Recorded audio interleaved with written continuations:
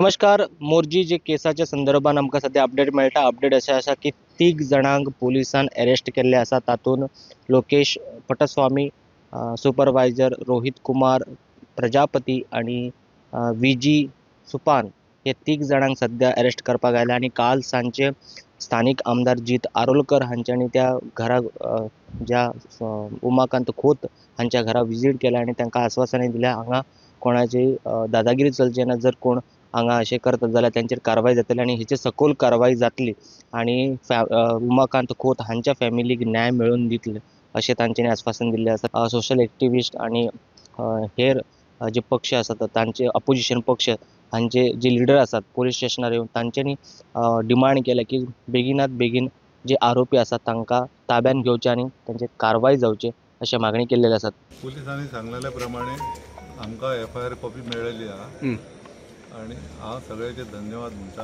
हे गांवांतले 3 जाण एक्यूज आसले जे तांकां अरेस्ट केल्ले आहा.